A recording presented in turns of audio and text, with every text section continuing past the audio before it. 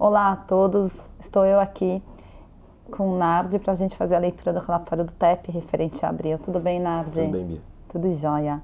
Bom, Nardi, a gente começa abril com uma notícia que... Não, a gente finalizou abril com uma notícia bem bacana, que foi a venda da agência bancária que está alocada para o Santander ali no Torre Sul. Sim. E eu falo bem bacana porque, assim, existe todo um fato que é super importante a gente mencionar para quem não acompanha o TEP desde sempre, mas o Torre Sul é um ativo classe A, que a gente tem mais de 50%, e tem duas lojas que a gente fala, né? Que essa que está alocada para o Banco Santander e a outra que é para um buffet, que é a Vila Bisutti. E na época da pandemia, a gente sofreu muito com proprietários das lojas com essa alocação, tanto da agência quanto do buffet. E a gente conseguiu fazer um turnaround e vender, né? Então isso que é bem bacana, que na verdade mostra um alinhamento do tipo, a gente já fez tudo lá na Torre Sul, né? A gente já melhorou. E agora a gente colocou a venda e conseguiu vender uma agência bancária. Sim. Né? Que as agências vão acabar, Sim. todo mundo comenta. Então é isso que a gente tem que comemorar e falar, conseguimos vender. Sim. Não, a gente conseguiu vender num valor de real metro quadrado muito bom. Se a gente tivesse recebido essa proposta para vender as lajes, a gente também teria vendido. Só que a gente sabe que, e a gente já explicou, eu já expliquei em algumas lives, a gente sempre fala muito de que o valor do tijolo, do real metro quadrado, nesses momentos em que a taxa de juros ela fica elevada, você tem uma assimetria muito grande na precificação do metro quadrado do tijolo. Então, assim, hoje, apesar do mercado de laje corporativa estar muito bom, né, boas locações, a vacância diminuindo, o mercado de capitais ainda está um pouco parado, né? Então, assim, não tá na melhor época para se desinvestir. A gente sempre fala que o nosso trabalho aqui, que é de médio prazo, de melhorar o ativo, né, fazer a compra, melhorar ele e vender, isso é um prazo de 4 a 6 anos. E aí não adianta a gente ter pressa para vender para não capturar o valor que a gente acredita. Por outro lado, a agência do Santander, assim, a gente tem duas lojas, como a Bia disse, ela é uma agência que para a gente ela não é estratégica, né? Não é o core do fundo, apesar da gente ter flexibilizado o regulamento do fundo, poder ter renda urbana, né? A fachada ativa que ela é presente de todos os desenvolvimentos mais recentes. A gente viu uma boa oportunidade, um ganho de capital ainda que tímido, né? 10 centavos cota, mas que assim mostra que tá tendo transação, tá tendo movimentação. A gente recebeu uma proposta que a gente também nem está colocando à venda, né? A gente sempre fala, né, Bia, que tudo do portfólio está à venda. Faz tempo que a gente não menciona isso, mas sim, todo o nosso portfólio está à venda. Todo o portfólio está à venda. A gente gosta da grana no bolso do investidor. E aí eu acho que o ponto é que a gente recebeu uma proposta de aquisição muito boa, acho que vantajosa para o fundo. Não fizemos isso pensando em estamos com problema de caixa, né, nem nada. Óbvio, é um recurso que vai entrar, vai reforçar o caixa, não é um valor substancial, mas assim, são destravas de valor, né? Então a gente sempre pensa muito no que vai trazer. Vai trazer uma movimentação pontual para o fundo, vai reforçar o caixa. Pô, muitas vezes a gente tenta sempre crescer em participação nos prédios que a gente já detém em controle, né? Vou dar um exemplo que nem foi noticiado na época, né?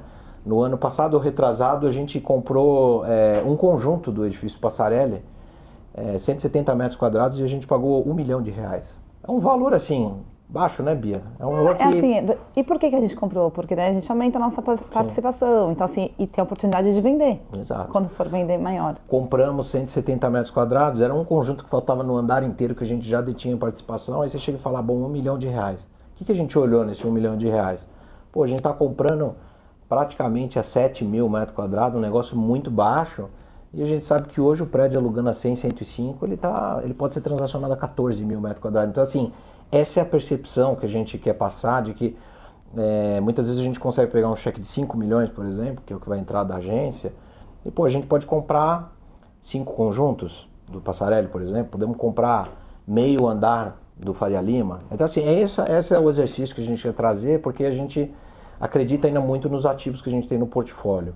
Então, transação boa, estamos aí sempre tentando trazer boas novidades para o cotista. Vamos só deixar bem claro, a transação não foi concluída, tem uma série de condições precedentes. Então, o que a gente comunicou é que a gente assinou essa intenção, um contrato de compra e venda, mas tem uma série de condições precedentes. Então, hoje, quando a gente mostra esse relatório, que tem essa projeção de 0,95 no último mês, agora desse primeiro semestre, vai aumentar, e depois no segundo semestre a gente dá aquela margem, não tem ainda a venda da loja, tá? Então a gente foi super conservador no relatório para deixar bem claro. A gente assinou esse contrato, mas ainda tem umas condições precedentes a serem cumpridas para a venda se concretizar. Quando a gente concluir as condições precedentes, a gente vai rever o guidance, né, como é que ele vai ficar, obviamente, e a parte do fluxo de caixa, que a gente tem um slide hoje que é dedicado à projeção de fluxo de caixa, com certeza vai dar para ver ali o impacto de curto prazo na projeção do fundo. Bom, eu acho que esse mês foi um mês mais sucinto, acho que dos ativos não teve grandes mudanças, a não ser essa do Torrisul, né, Nardi? Se quiser comentar um pouco, eu acho que a gente finalizou até que, enfim, a obra ali no edifício Passarelli, a gente fez o antes e o depois, só para deixar mais claro como que ficou e como que essa melhoria foi impactada, né? O Passarelli é um prédio que a gente comprou no IPO, a gente gosta de fazer apresentações temáticas aí sempre dos anos do fundo, né? Eu acho que em setembro a gente vai poder fazer ali, ter a oportunidade de trazer um antes e depois da parte operacional, da parte de retrofit, tudo que a gente fez de trabalho no Passarelli, desde o IPO lá em 2019. É um prédio que a gente acha que já está maduro para desinvestimento, então possivelmente é o mais pronto aí para a gente trabalhar nas próximas janelas de mercado para desinvestir, destravar novo ganho de capital e fazer de novo a mesma coisa que a gente faz, né? Reinvestir num ativo que a gente acredita, value add, e aí a gente vinha lá comunicando, né? Cada relatório desse ano aqui, terminamos lá a parte do paisagismo da Rua Paz Leme, terminamos o muro de pedra, e aí isso daí eram etapas. E aí agora a gente concluiu a última, que quem passar ali na marginal vai ver, é uma diferença brutal. A gente colocou só 2 slides aqui com antes e depois, mas quando você passa, o impacto visual é muito grande, né? Ele traz aquela visão de que o prédio está aberto para a cidade, você consegue ver o que tem atrás de um muro, né? Que é muitas coisas, aquela claustrofobia de você ver coisa que não saber o que está de trás, a gente não gosta disso. A gente adoraria, inclusive, deixar o prédio sempre aberto. Óbvio, a gente tem que pensar na questão de segurança, né? Não adianta ser utópico também, né? A gente tem que planejar certinho e concluímos mais essa etapa. Então, no Passarelli tivemos essa conclusão. Eu acho que dos outros prédios do portfólio, né, o Torrisul, a gente está trabalhando ali a parte da modernização do CFDV, é importante a parte de segurança, sistema de acesso facial, isso nas catracas, né, do prédio, isso foi algo que aconteceu com um movimento com mais força depois da pandemia, as pessoas não encostavam em nada, esqueciam o cartão em casa, enfim, a gente está trazendo isso para todos os nossos prédios. Fujitsu a gente começou então, né, aprovamos na Assembleia de Março os investimentos, são investimentos ali da ordem de 2 milhões, e agora a gente vai começar pelo paisagismo, estamos arrecadando o dinheiro conforme o cronograma estabelecido para iniciar a reforma no meio do ano. Então, a gente acha que até o fim do ano, tudo que a gente aprovou em Assembleia está pronto, vai deixar o prédio bem mais moderno. 1355, o Faria Lima, a gente está num estágio aqui que acertamos os ponteiros da parte operacional, né, Bia? Então, o condomínio reduziu 30%, a gente ainda tem a previsão, né, no próximo exercício de reduzir mais, né, tem um escopo ali adicional de pessoa que pode ser eliminado e reduzir um pouco mais o custo de condomínio. E a gente está se debruçando assim um pouco mais de intensidade na parte de viabilidade técnica e legal, que é um estudo que precede qualquer estudo arquitetônico. Então não adianta chegar e falar para o arquiteto, olha, arquiteto, retrofita para mim. Ele falou, tá bom, mas você tem os estudos do que eu posso fazer?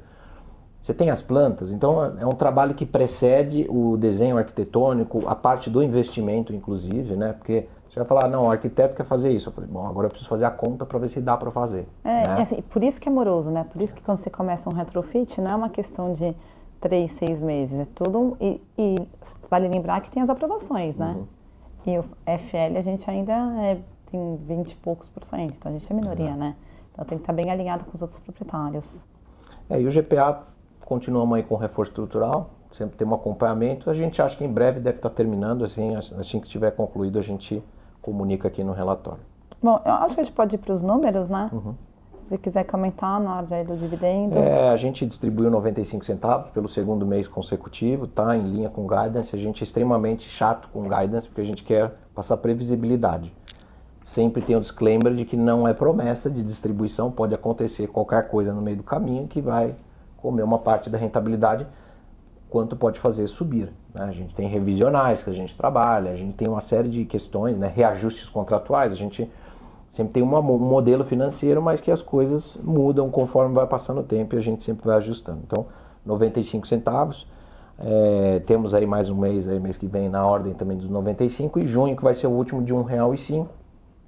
E aí, no segundo semestre, a gente volta lá para a parte de 74 centavos. Terminando o primeiro semestre, a gente abre o guidance do primeiro semestre do ano que vem, né? E aí a gente tem uma previsão aí de receber a última parcela do ganho de capital do São Luís. Quem olhar o slide 11 do relatório vai ver lá no mês de fevereiro de 26 que a barra do fluxo de caixa vai lá para cima. Por quê? Porque entrou dinheiro. E depois ele cai. Por quê? Porque a gente tem parcela de aquisição para pagar e a gente começa a distribuir parte desse dinheiro, né? Através de distribuição de dividendo. Então, a gente vai ter boas notícias no primeiro semestre do ano que vem. Então, e sempre reforçando, as pessoas ficam assustadas, né, quando o dividendo sobe e depois cai, né? A gente comunica isso aqui com uma janela de 1 ano e meio de antecedência, né, Bia? Não, e assim, vale ressaltar que a gente está sendo o máximo transparente possível. Então, assim, estamos distribuindo, vamos distribuir no final desse semestre um valor adicional. Segundo semestre tende a cair, lembrando que essa projeção não está ainda com essa venda do Torrisul, e no primeiro semestre de 2026 a gente vai distribuir mais. Então, assim, a gente está sendo bem transparente. E por que isso, né? Para mostrar, trazer novos investidores, para os atuais cotistas entenderem também a forma que a gente está pensando e como a gente está trabalhando. Exato. Eu acho que é super importante, né? Acho que só dos grandes números, então, a gente fechou aí a cota mercado a 88,47, um PVP de 0,91, ou seja, o fundo tem um deságio de 9% em relação à cota patrimonial. E esse é um dado importante porque a gente é o fundo com menos deságio hoje. Não é motivo de orgulho ter deságio, mas é uma questão de mercado, né, Bia? Eu acho que assim, quando você olha todos os outros pares, eles estão com muito mais deságio entregando o dividend yield que a gente entrega. O que quer dizer que se o yield está igual, mas o deságio está maior nos outros fundos, quer dizer que eles só entregam esse yield por conta do deságio e não de dividendo. Então, quando você tem dividendo alto com deságio menor, é o melhor dos mundos. Tá? E acho que a gente se encontra, a gente até sempre coloca um gráfico comparativo aqui, uma tabela no slide 17, mostra ali que o TEP é o fundo com menor deságio, e o que quer dizer que, se a gente conseguir encontrar uma nova janela ali em que o valor patrimonial se encontre com o valor de mercado, novamente uma janela de emissão, a gente sempre está trabalhando novos negócios. Então, esses 95 centavos que a gente distribuiu foi equivalente a um dividend yield de 1,07, anualizado 13,67. Vacância financeira, quem acompanha mês a mês vai ver que ela está subindo, agora ela voltou a cair e foram carências pontuais e pequenas. E no edifício Passarelli, que é o único que está com vacância financeira ali, né? Em função da troca de inquilinos que a gente fez, em que o inquilino saiu, entrou outro, ganhou um tempinho de carência, mas o aluguel foi mais alto também. Então, e não ficou com vacância física? Sem vacância física, a gente está gravando em maio agora, já estamos então em maio com 20 meses sem vacância no fundo. Vamos ver, né? Chegar nos 2, se tudo der certo, né, Bia? Tem que comemorar. Um ponto super importante, a gente mudou o nosso layout do site, do relatório, vocês vão ver. A gente adaptou o TEP às cores da Telos, Sim. né? Então esperamos que vocês gostem. E a gente está à disposição, qualquer dúvida e questionamento que vocês tiverem no ri@telos.com.br. No slide 8, inclusive, Bia, desculpa cortar, a gente já colocou faz uns 2 relatórios que os cotistas podem fazer pergunta no Google Forms pra gente. E a gente só está querendo fazer uma edição aqui que a gente responde mais perguntas, né? Então a gente não quer responder 2, 3, 4 perguntas, queremos responder um pouco mais, condensar em uma apresentação maior. Então tem o link aqui no slide 8, podem fazer as perguntas, a gente vai tentar responder o máximo que der aqui de pergunta. E a gente também tem o novo site da Telos, que está com a página do TEP lá nova então também. A gente juntou, né? O TEP deixou de ser aquelas cores que eram e passou agora a ser as cores da Telos. Mas é isso. Obrigada, pessoal. Obrigada, Obrigado. Madi.